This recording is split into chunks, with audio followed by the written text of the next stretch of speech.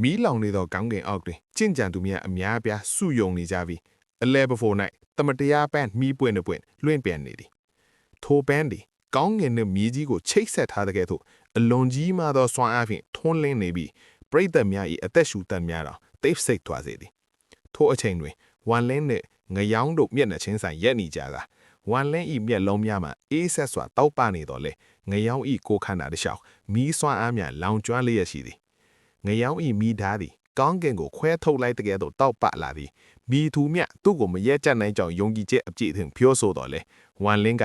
တေချင်းကိုမတွေ့ကြုံဖူးသီးလို့သာထိုစကားကိုပြောနိုင်ခြင်းဖြစ်ကြောင်းအေးစိတ်တည်ငြိမ်စွာပြန်ဆိုလိုက်ရာထိုအခါမီးစွမ်းအားညင်တက်ဖြစ်စိတ်ဓာတ်ကိုတိုက်မိသွားပြီးမြေကြီးကွဲထွက်ကကောင်းငင်တလုံးလုံးတုန်ခါသွားသည်ငယောင်းသည်မီးဓာတ်ပုံစံများကိုဆက်တိုက်အတုံးချကအားအပြည့်ဖြင့်ဖိအားပေးလာတော်လေဝမ်လင်းကတမတရားအမှတ်အသားများနှင့်ဝိညာဉ်ဖိနှိခြင်းလို့ဖြင့်တည်ငြိမ်စွာတားဆီးထားသည်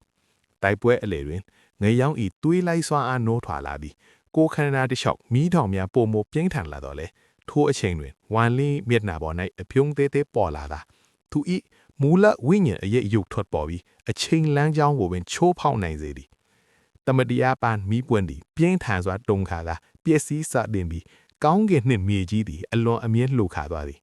နောက်ဆုံးတွင်ငယောင်းကကောင်းကင်မီးနောက်ဆုံးအချိန်ထိုးနှက်ချက်ကိုအသုံးချသလိုဝမ်လင်းကရှေးဟောင်းတပ်ဖြတ်တမတရားဝိညာဉ်ပျောက်ကွဲစေသောအနက်ရှိုင်းဆုံးနီလန်းပြန်ပြန်လဲတုံ့ပြန်လိုက်ရာအလင်းတစ်ချက်ကြီးမားစွာပောက်ကွဲသွားသည်အရာအနှုံတိတ်ဆိတ်သွားသည်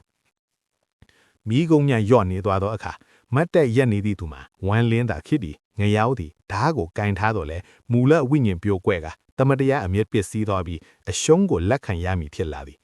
ထိုအခါဝမ်လင်းကမင်းရှုံးနှင့်ရခြင်းသည်အားနည်းလို့မဟုတ်ပဲသေthiênဤအနတ်ကိုနားလေထားသူညင်ရင်ဆိုင်မိချင်းကြောင့်သာဖြစ်ကြောင်းပြောဆိုလိုက်ရာပရိသတ်အားလုံးတိတ်ဆိတ်သွားပြီးထိုတိုက်ပွဲဤအနိုင်ရသူမှာဝမ်လင်းဖြစ်ကြောင်းတမိုင်းတစ်ခုအဖြစ်အမြဲတမ်းကြံရစ်သွားသည်